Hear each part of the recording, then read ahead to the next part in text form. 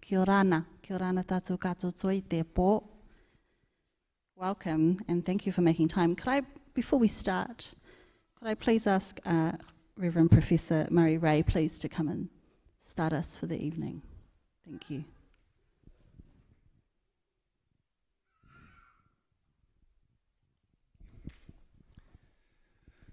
Tērā koutou katoa. I've been asked to begin the evening with a karakia, so kia ino tātou, let us pray. He onore, he kororia, ki te atua, maungarongo ki te whenua, whakaro pai ki ngā tangata katoa. He te atua kaharawa, hau mai ki a mātou e tēnei hui, te maramatanga, te mohiotanga, me te awhi o tō wairua tapu. Manakitia mai mātou i ngā wā katoa. Kororia ki tō ingo tapu. Gracious God, we pray that you will be with us in this meeting tonight, that you will grant us understanding and wisdom under the guidance of your Spirit. We thank you for our speaker tonight, Reverend Professor Upolu Vaai. We thank you for the wisdom and the knowledge and the traditions of faith that have grown up in the moana over many generations. And we thank you that Professor Vaai is here to share with us this evening some of that wisdom and understanding. We pray that you will be with him and bless him in the sharing and bless us in the hearing. We ask in Jesus' name. Amen.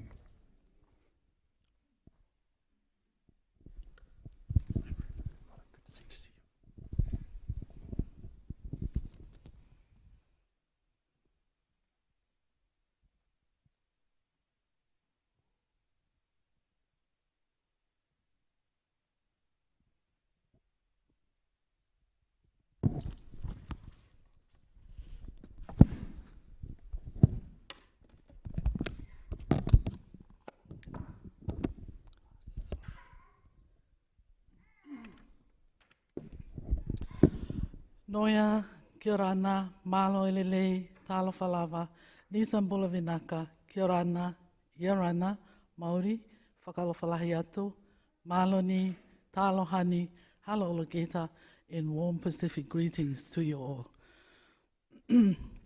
Oko tomo atuku hawha malo ki o awhia ai o toa i ho tau lotolotonga, whatapo atu ki he kerekere e ki o tau kainga Māori, mana whenua. Whatapo atu ki kau mā o lunga, mai kau take o University o Otago, o whaka iho waka. Pehe whoki, e whātapu ma wahi ki e tau whaafi whakalangilangi, mo e tangata rea o i whiawhini, Reverend Professor Upolu Luma Vaai. Whātapu atu ki e whānau aho e ki moha amata apure.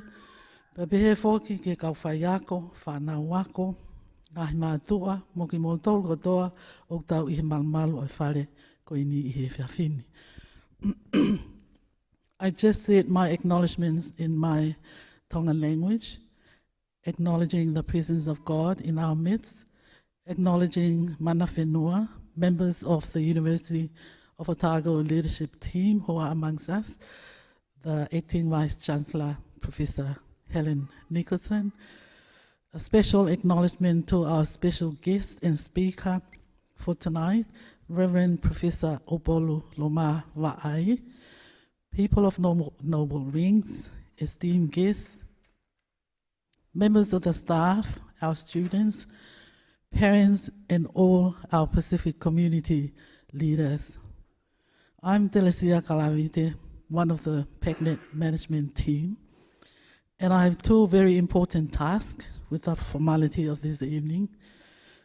One is to welcome our special guest tonight, and second, or two, is to give you all a very short biography of our special guest, the Reverend Vaai, this evening. So, welcome Reverend Professor Upolu Luma Vaai to Otago Whakaihuaka, University of Otago. Thank you for accepting the invitation to leave your family and work for a week to be here, to share with the staff and students and our Pacific communities your knowledge and experience on the marvelous work that you are currently doing for our Pacific people all over the world. So thank you very much. Just a short biography of the Reverend Professor Upolu Luma Vaai. He grew up both in the coastal and inland villages in the island of Vaai, Samoa. He counted time according to shadows of the sun, created fire out of rubbing sticks, lived on what is available each day, drank from the nearby streams, ate wild bats, wild boars, wild chickens, and learned whenua-based wisdom on how to appreciate the ele, or the land, and its diversity, practice regenerative economy, learned to navigate complexity through wisdom, and walked the relational paths guided by the spirits of his ancestors. These shape his theology, philosophy, and educational vision. Reverend Vaai is the principal and professor of theology and ethics at the Pacific Theological College, known as PTC. He is a Pacific practiced indigenous philosopher and decolonial theologian. He is a regional and internationally sought after scholar and a leading voice in Pacific region in reclaiming Pasifika philosophies and decolonial theologies to inform a new development story grounded in the whole of life, way and itulangi of Pasifika communities.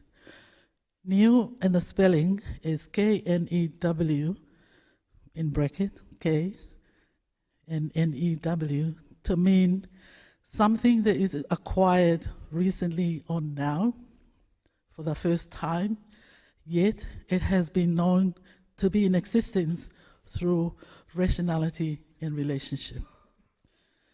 Professor Vaai is chair, co-chair, a committee and board member, and advisor to many regional and international organizations.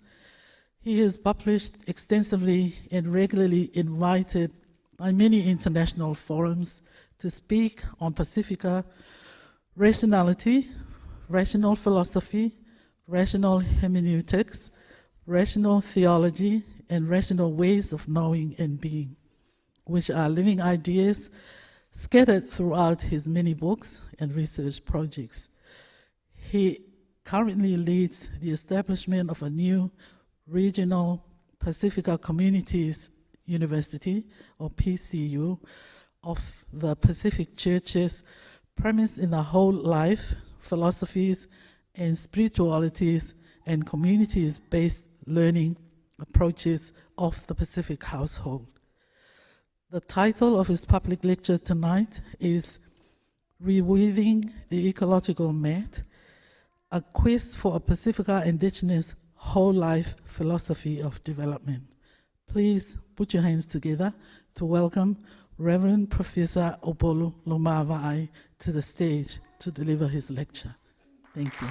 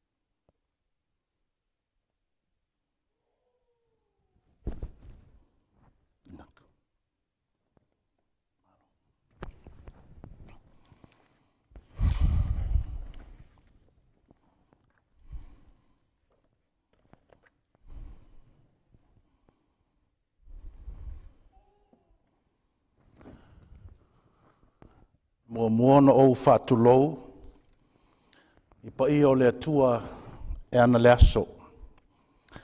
Le atua e a fuaina malama mai saua. Le atua o le matai sau, le tufunga poto na foa mea uma. Tulou le malutawe, tangata o le whanua, tangata whenua. Tulou le nofo a fia o kaitahu, ngai tahu o e tupoti I Dunedin. Tulou le mana whenua o tākou, ma tangata o kati hurapa ki puke te raki, ma moe raki. Tulou atululunga ma tapaau o tākou whakaihu waka. Tulou le whalale see, ma le papa le ngae I whaarulunga o ekalesia, whainga malo o whaapotonga tumaoti. Tulou le toanga o lupe wa ifo le whangatia nei. Malu ma le lasi o poto. Tulou lava. Kia ora, ni Sambulam Naka and Talofa. My apologies for spending a few minutes to say tulou to everyone. In my culture, saying tulou is not just a respectful seeking of forgiveness for probable intrusions into your sacred space. Tulou roots our feet in the soil.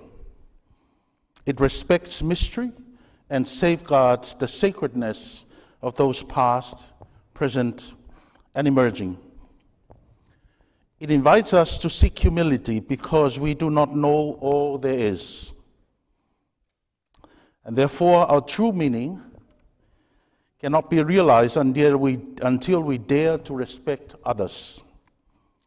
This is true especially if we are visitors and strangers to the land. I take this opportunity with my utmost humility to thank the leadership of Otago Whakaihuwaka for your warm welcome this week, and I in particular acknowledge the Acting Vice-Chancellor, Professor Helen Nicholson, and especially the team and leadership of the university. Thank you for making me feel at home. I feel very much at home with your hospitality. And in particular, I want to acknowledge the School of Māori and Pacific Studies and Indigenous Studies, in particular, Professor Patrick Wakaoti, and the wonderful team for this huge honor to deliver this annual lecture. My whāsoa sharing is titled, Reweaving the Ecological Mat, a quest for a Pasifika whole of life philosophy of development.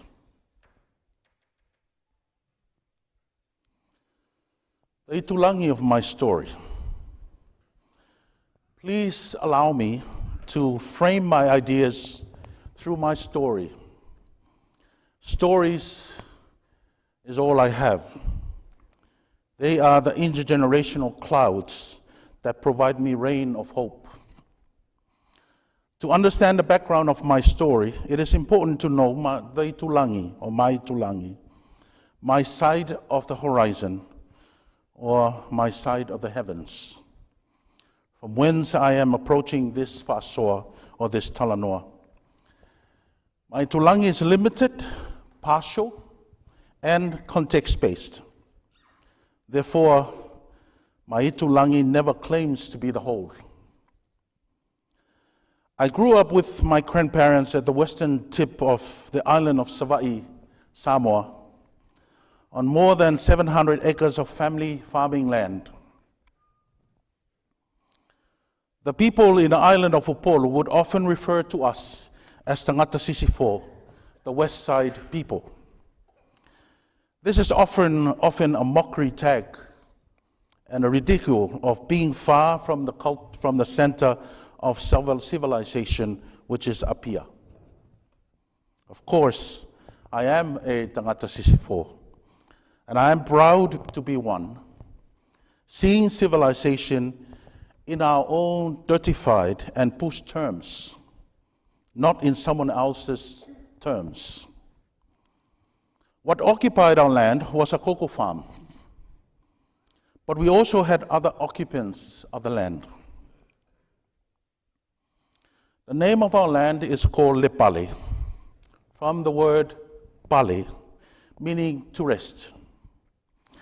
In our family tradition, it is one of the resting places for the ancestral spirits before they make their way to the entrance to Pulotu, the underworld of Polynesian mythologies. We had two taulanga pea, or settlements of bats. We had many wild boars, wild chickens, wild dogs, and countless snakes. On the northern part of our land is a alao, or the trail of ancestral spirits.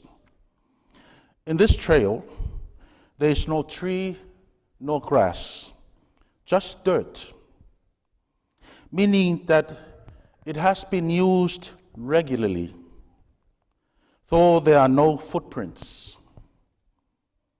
No human dares to cross this trail. It is a piece of land dedicated to the spirits of the land. Because of this itulangi, I was regularly immersed into an integrated philosophy of whanua, or what I would like to call the whole of life philosophy. I was constantly reminded that I am not just living on a piece of land. Rather, I am living within a house of multiple ecological bodies and meanings. It was as if I didn't choose my relations. It was chosen for me by my whanua. I was born into these multiple relationships. My identity was like an I with a we. And because of this we-ness, I was not only constantly reminded to adopt an integrated and multidimensional mindset, I was also reminded to say to lo, to be conscious of the tapu and the boundaries of the ecological house I belong to. Tulo constantly reminds us of humility and regularly checks our ignorance. A non-Tulo culture sanctions the evil in us to take up two seats, God and ours. Let me say something about colonization very briefly. Coloniality, in a way I define it personally, comes from the root word colon, meaning to digest. Coloniality is a digestive system that swallows and organizes everyone and everything into one controlling political and economic organ, the imperial organ, or the imperial colon. For centuries, such a system was brutally engaged with what I call ecological cannibalism. The idea that the best way to own people is to consume and take over their lands. The result is the emergence of a universal system called oneification that centralizes and controls benefits and resources under one cultural, economic, and political center of power.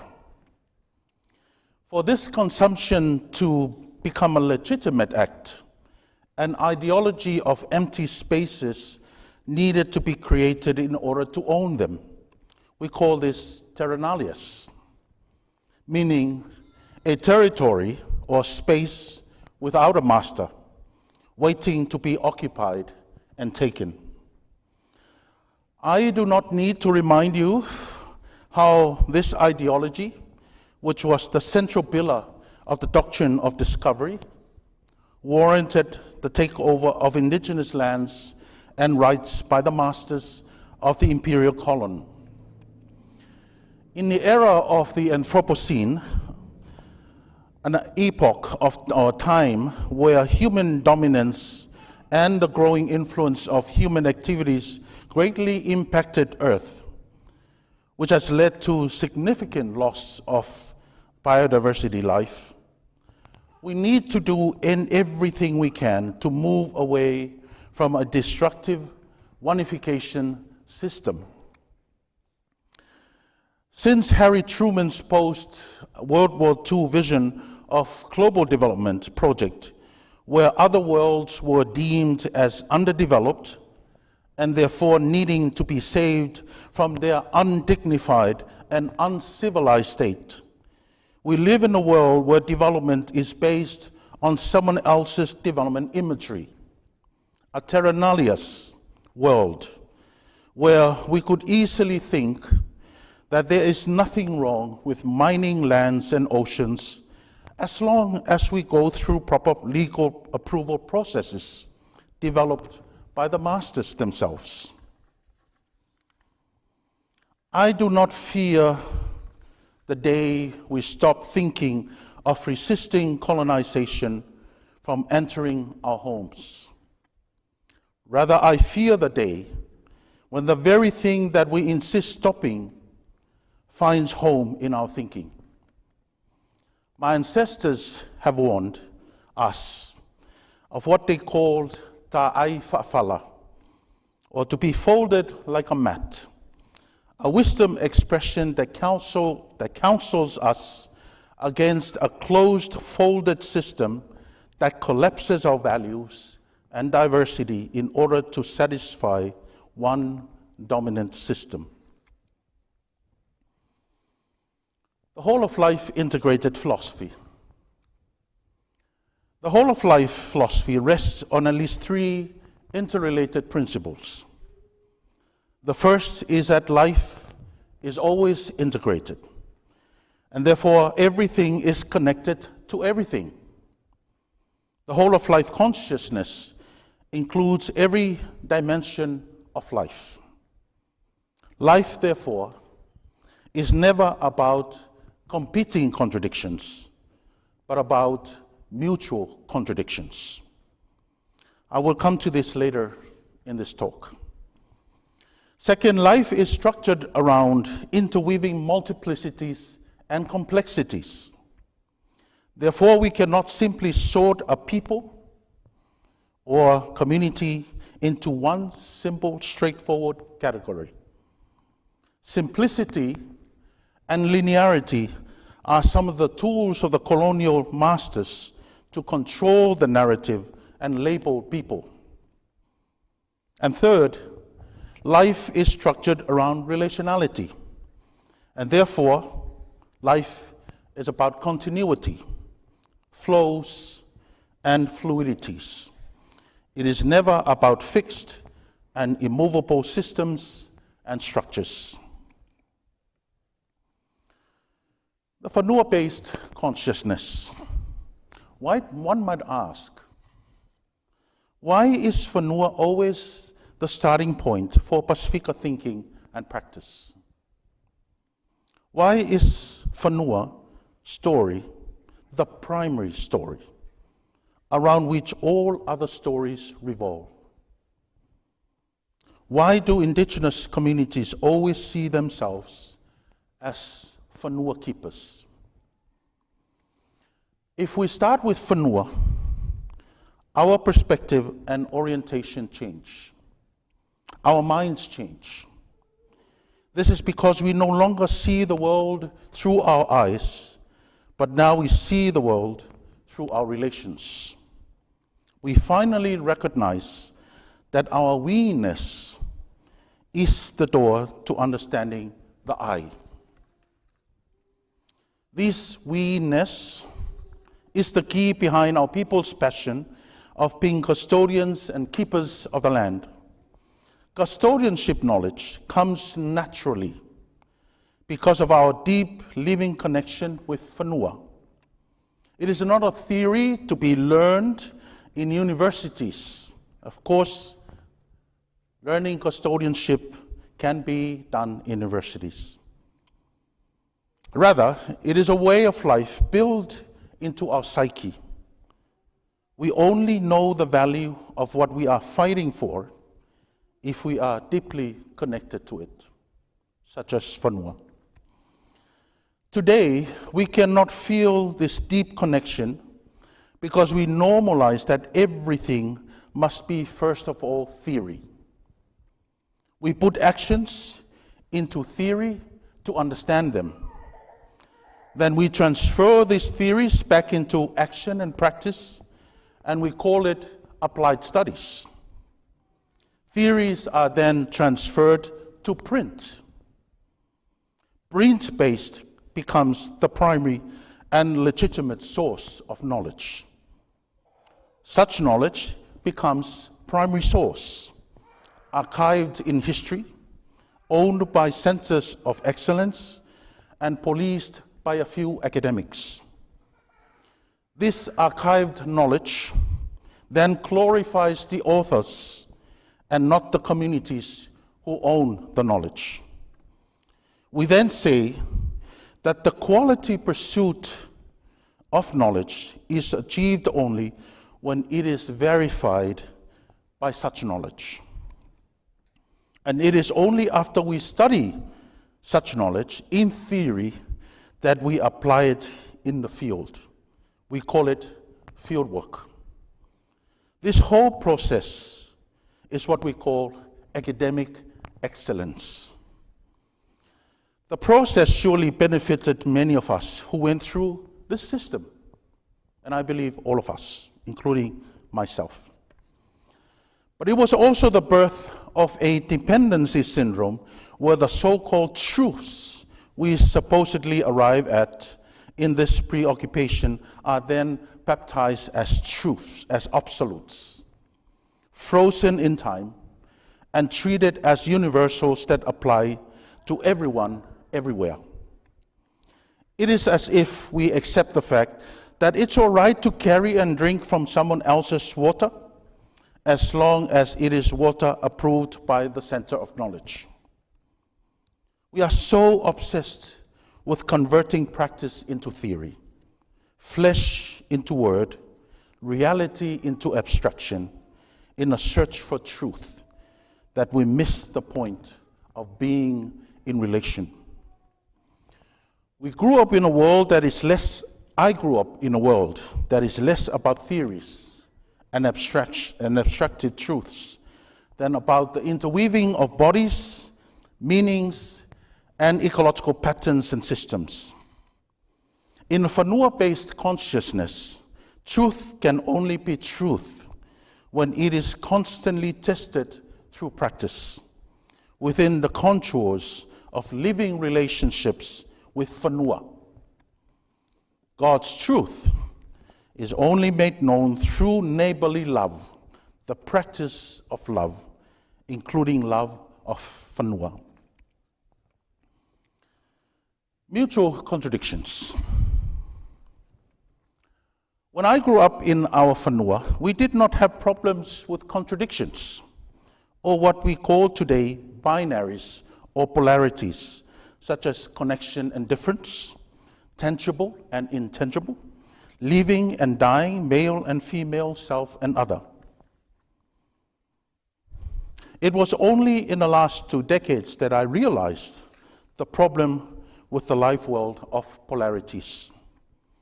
If you live in a community, in a village community, you would immediately notice that people operate in a different philosophical frequency. Because of whanua-based consciousness, communities embrace what is called mutual contradictions, without realizing it sometimes. Here, boundaries between worlds, such as the material and the spiritual, or living and dying, constantly move and shift to inform one another. There is always fluidity and negotiability, creating a world of continuity. Today, our failure to realize continuity in contradictions in areas of politics, economy, gender, human rights, and so on is the main driver behind our polarized world. When I went abroad for further education, I struggled to marry these two worlds. I encountered a world of competing contradictions expressed in an either-or way of thinking, informed by Western philosophies, especially those of Aristotle, Charles Darwin, and René Descartes, to name a few, which was radically different from the world I knew of mutual contradictions, expressed in a both-and way of thinking, informed by Pasifika whole-of-life philosophies of relations and connections. As an example of the world of competing contradictions, I call to mind Darwin's theory of evolution, whose legacy significantly shapes our development narrative today. It gave ground to the idea that our development and adaptation is basically dependent on competition. It is only by putting people and systems into competition with each other that development and evolution occurs. Only then can we measure their quality and value. The more competitive you are, the better you will climb the ladder of success. Our democratic values system is based on this competitive philosophy. This system has definitely drawn out the best of our skills and our qualities, especially in the workforce. So it has its own quality. However, it has also created a culture where values are measured by material wealth, power, entitlement, jobs, academic qualifications, and so forth. Hence, we normally glorify and immortalize those who have these qualities, who are on top of the competitive ladder. And we vilify the weak, the poor, and the not so able. Our development indicators of growth are built on this reward system. Back to our land in Lepali. The constant crossings of spiritual and the material worlds, the mutual coexistence of the domestic and the wild, the human and non-human, the tangible and the intangible, are not there so we can select and glorify one and vilify and eliminate the other. Rather, they are there to teach us resilience and to know the value of the whole.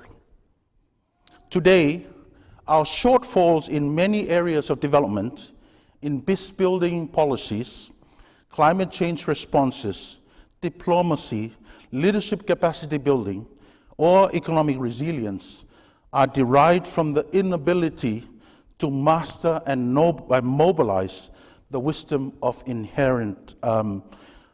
the wisdom of mutual contradictions. Both and versus the either or. In communities, life takes place as we deal with conflicting moments.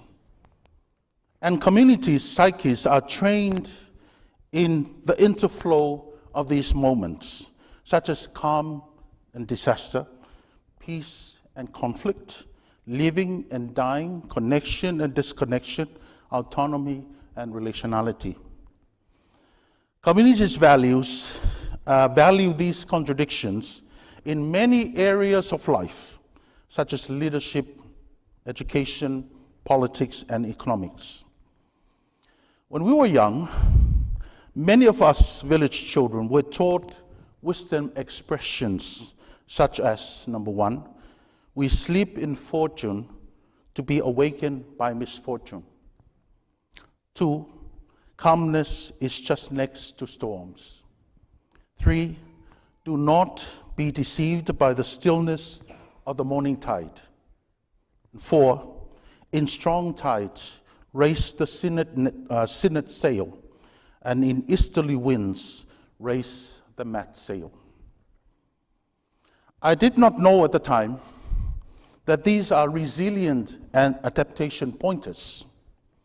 They speak to the whole of life, both and structure of knowledge.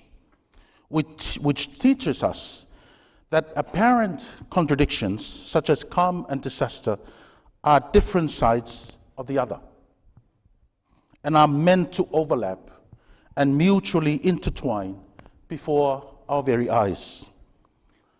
Therefore, resilience is not so much about responding to shocks as we define it today, but rather it is a whole-of-life adaptation system built into an intergenerational cultural fabric to train generations about how to deal with contradictions. Thus, these expressions remind us never to focus on just one dimension of life, but to adopt an integrated, multi-dimensional mindset.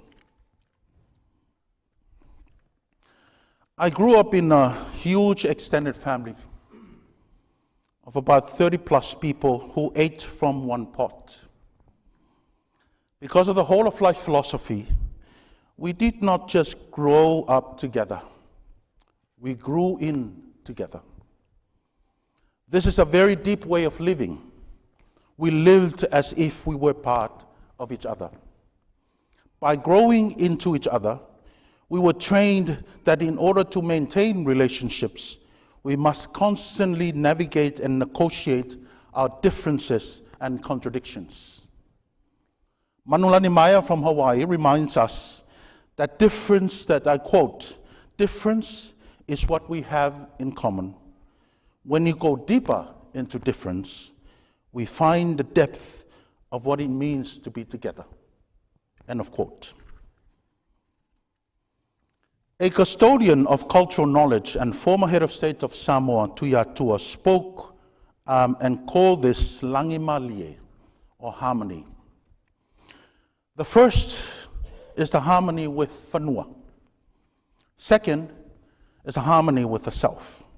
Third is a harmony with other people and relations. And the fourth, the harmony with God. These harmonies can only be integrated and achieved if we have a both-and mindset. And in the light of relationality, whole-of-life perspective, we cannot have a genuine relationship with the last harmony if we cannot address the first three harmonies. So I thought that this is only a cultural thing. But as a theologian, I also found in many aspects of the Bible this culture of mutual contradictions. And I can only mention one. The Bible speaks of this world of mutual contradictions in the prophet Isaiah's message in chapter 11, 6-9. That the knowledge of God is echoed in an image of the wolf living together with the lamb, the leopard lying down together with the goat, the infant playing near the cobra's den, and the young child putting its hand into the viper's nest. They will neither harm nor destroy each other.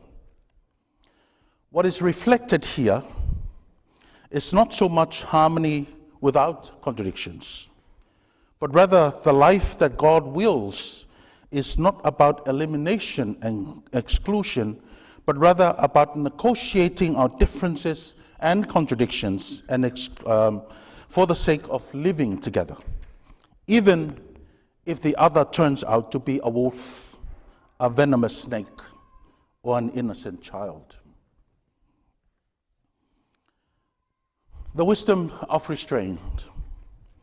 Living ecologically and according to whanua-based consciousness does not mean we cannot cut down trees or fish the ocean for family. There will always be ecological disconnections and disruptions. However, we do this according to our ethics of restraint. Every disconnection must be followed by a reconnection. This is a mechanism put in place by many indigenous communities to monitor greed and selfishness. As the old saying goes, Power attracts the worst and corrupts the best.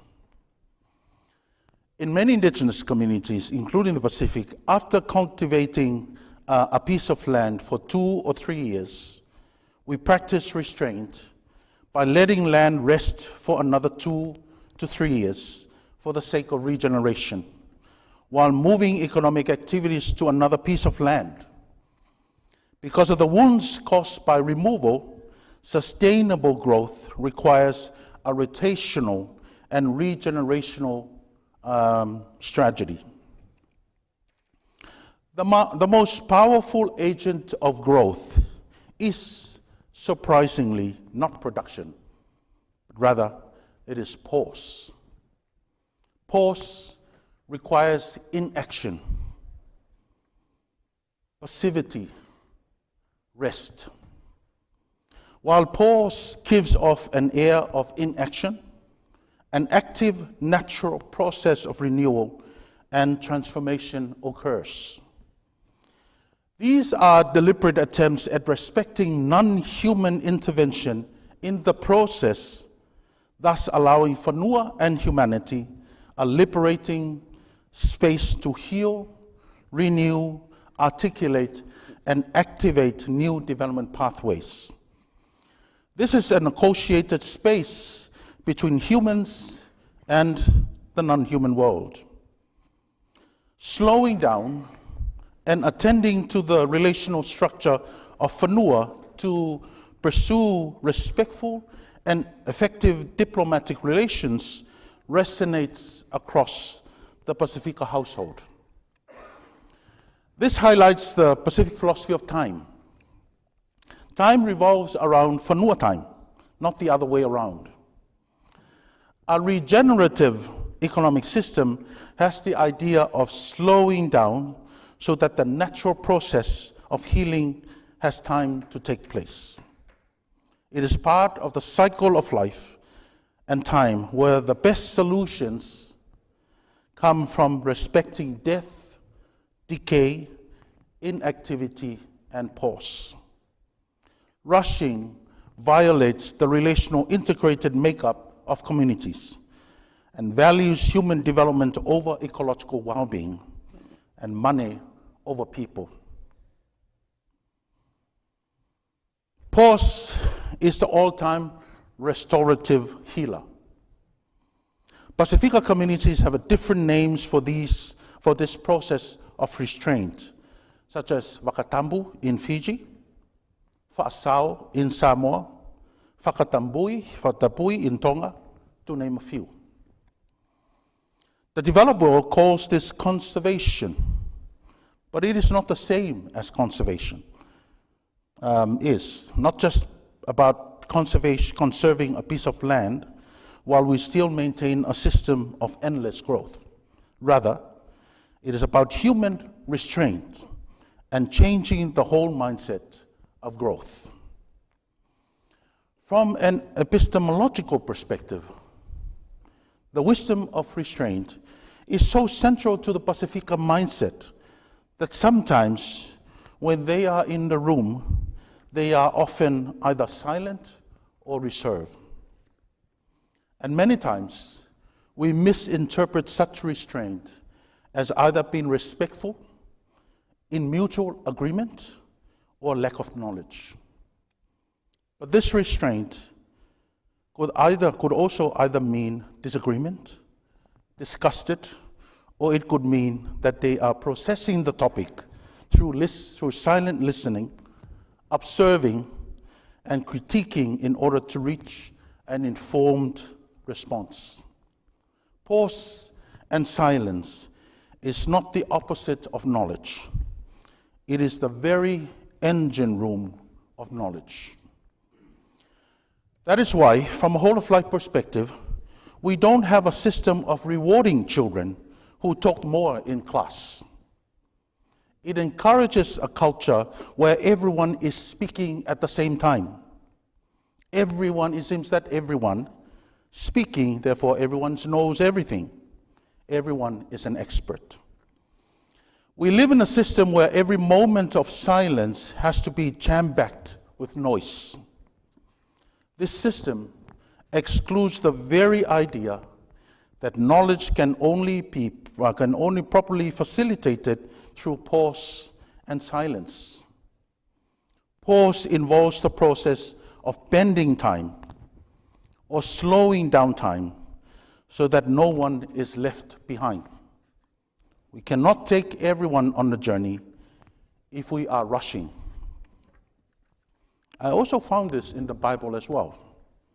In biblical language, this wisdom of restraint or pause is called the Sabbath. Sabbath is more than just a day of rest. It is a whanua wisdom. It is an ecological principle of restraint put in place by God to control and monitor greed and abuse of land. But it's also about controlling noise and long-winded culture of production. It is required for the regeneration and restoration of God's whanua.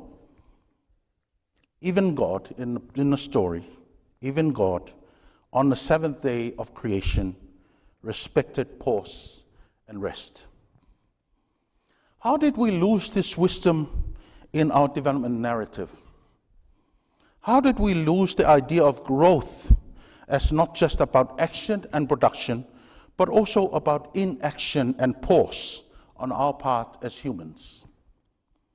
How did we lose the idea that development is not just about expansion, but also about contraction? Can we revive our ethics of restraint? Or what theologians called kenosis, the self-emptiness, or the self-restraint grounded on God's divine restraint through Jesus. Reweaving the ecological bet, or the REM.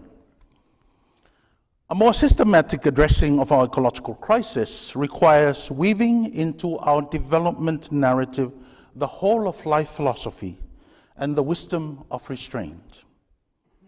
To be more specific, the current development strategies need to incorporate and bring back again the importance of rest, inaction, pause, and restraint. Pacific Island church leaders in recent decades have become concerned with the collapse and the erosion of moral and ecological values such as restraint, and mandated a rethinking of what they call the Pasifika household. As a result, in 2017, the Reweaving the Ecological Mat project, or REM, was born.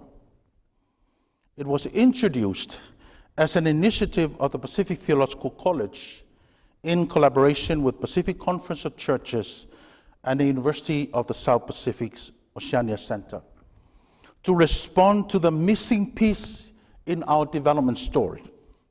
That missing piece is the agency of Pasifika philosophies, ethics, and spiritualities in shaping national and regional development.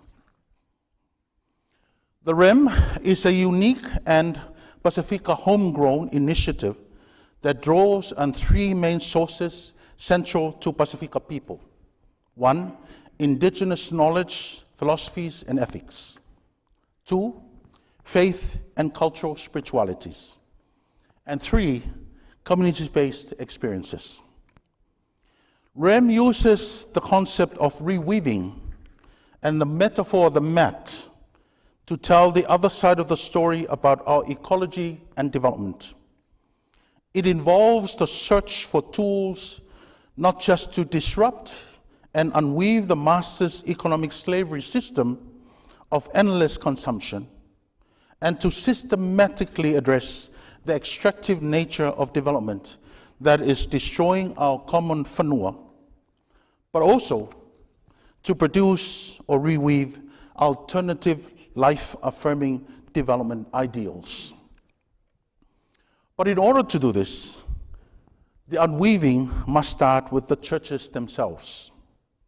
And hopefully, moving from there, this approach to change would become the model for unweaving and reweaving church doctrines, systems, and structures that were and still are significantly shaped by coloniality.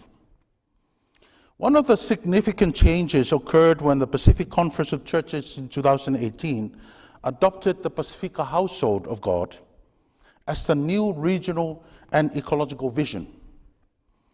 This is a vision in which custodianship and protecting of our common ainga, our common whanua, our Pasifika household, becomes our top regional priority. Part of this change includes the fact that our churches no longer recognize colonial subdivisions of Polynesia, Melanesia, and Micronesia as relevant. From a whole-of-life perspective, the Pasifika household is a diverse yet united ainga, or family, where we have always lived differently in our togetherness.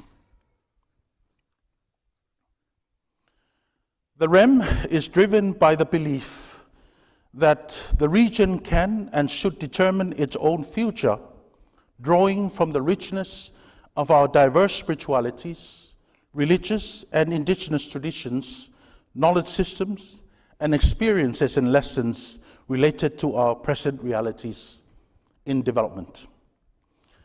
By harnessing indigenous Pasifika philosophies, ethics, and spiritualities as foundational elements to redefine regional development strategies, spurred on by a competing consumerism and more is better philosophy of growth that fuels the current development model, we can ensure that aid and any development initiatives must align with the principles of well-being and the aspirations of Pasifika communities for a sustainable and self-determined future.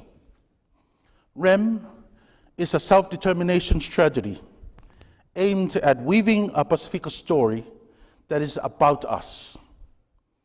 This is a story of hope, grounded in what we know is best for our people, in what we see that is sustainable for us, and what we believe is a healthy future for our children. It has created a renewed thirst for alternative models and a culture of hope for Pasifika communities. My last point, the practical reweavings for Pasifika and for indigenous knowledge. The REM suggests the following as practical reweavings for our development story based on this whole-of-life indigenous philosophy. First is language. Perhaps the best place for us to start the reweaving, the unweaving, and the reweaving is language. We need to develop a new language of development. We need to unweave and reweave the language of extraction and control in development. The play of words and concepts is part of the imposed development tactic. For example, the word resource could mean something that is available, something is available to be taken and developed. This hijacking of language continues the terra nullius philosophy that has demoralized many indigenous communities. The word development itself needs to be redefined in a way that respects the will of indigenous, formerly colonized communities, and is not something defined by a project-driven agenda. The language of sustainability needs to incorporate the resilience cultures of the communities. The game of colors is also part of the development tactic. For example, the language of green economy is driven by the ideology that in order to fix the climate crisis, we need to turn green. Not sure if it's blue now. As a result, we push to mine the deep sea bed for polymetallic minerals to power this economic push. And then we turn around and call it green economy. This gold rush has encouraged some Pasifika Island countries, in which you might know already, to go ahead with deep sea mining activities, starting with the exploration phase. My greatest fear is not so much that we don't have a trusted language to tell our story, or the people who could hear it. Rather, it is the fact that we have a story and a language to tell such story, but we don't have the courage to tell it because our people don't trust it. Language is one of the power tools of the empires. The story of the Tower of Babel in Genesis 11 reminds us that language was used as a powerful tool to control peoples and extract lands to build an imperial tower.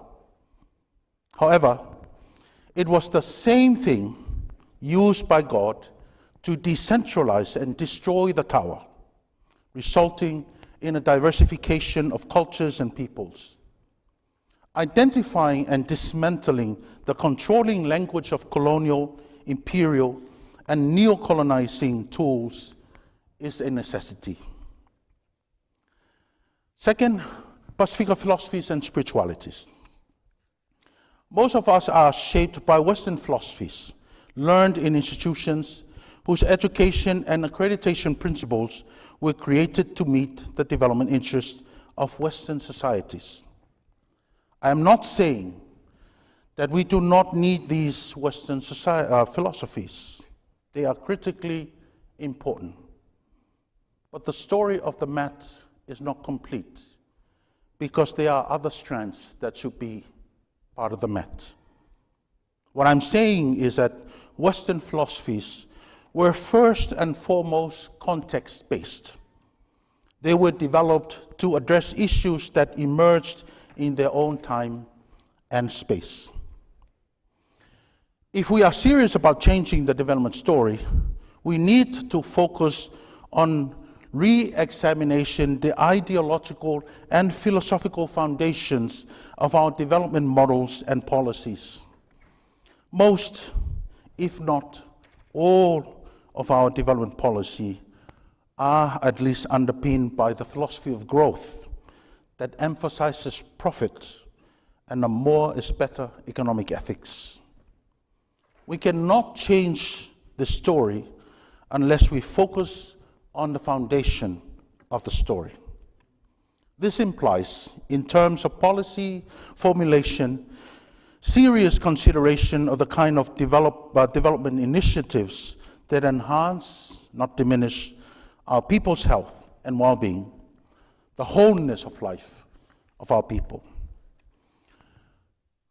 Let me just speak a little bit about it. I'm not marketing it, just letting you know that Pasifika Philosophies program that I am coordinating at PTC is the only of its kind in the Pacific, that not only addresses the gaps in our practice of indigenous philosophies, but also reweaves a new philosophical foundation for the sake of reframing development policies in the light of the whole of life.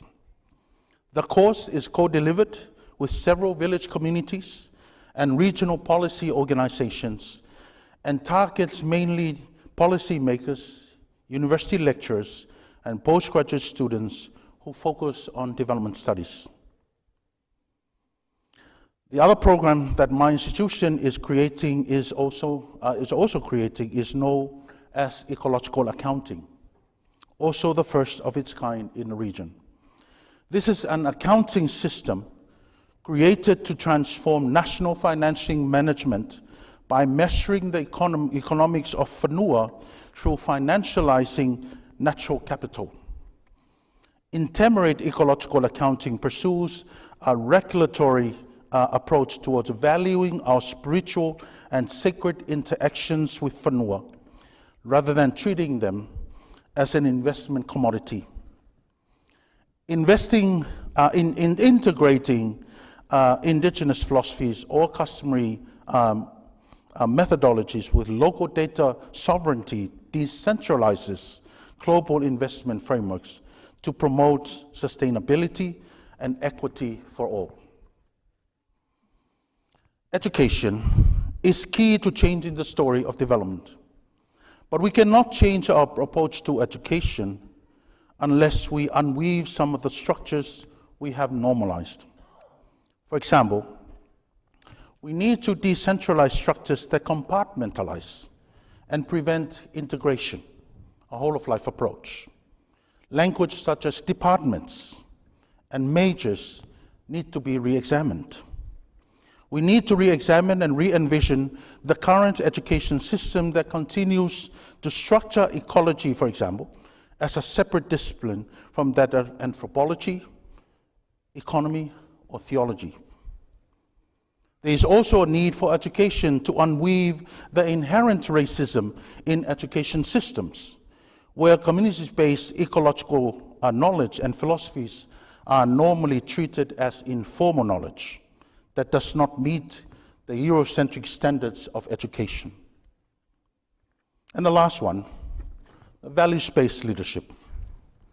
REM suggests a focus on a values-based leadership that is concerned with the well-being of the whole, not just a few. This requires the cultivation of quality leadership and compassionate governance that is passionate about long-term sustainability, integrity of life for all, ecological management and awareness, ground-up development frameworks, spiritualities, civic responsibility for just governance and redistribution of resources or wealth, and moral and justice-informed decisions conducive to community-based development. It requires building a values-based environment for our young generation, trusting in them to continue the weaving process. Values-based leadership is also about leaders knowing the time to step down, to allow the opportunity for the young generation to lead. Like the old Maori saying, when the old nets expire, the new nets go fishing. Sometimes new nets command the ocean more than the old nets. Let me end. The challenge remains. While development continues to transform its face, some of this transformation are either healthy or destructive to our well-being. The reweaving must continue. In particular, weaving in our Pasifika ethics and spiritualities and philosophies. I just want to end my story with a wisdom saying from Fiji, in which I currently call home. Me nan tumu, iawa mai ni kau levu, na kau lai me rawa ni bula. Meaning, let the small trees grow far from the shadows of big trees so they can have life. The proverb speaks of the importance of self-determination. If we need a new story, we have to create one. But to do that, we need to move away from the shadows of the masters who control the main story. We cannot fully realize our potentiality and power until we shift away from the shadows of the big trees. This requires, of course, believing in ourselves, in what is available in our communities that are affordable and life-affirming. Soifua.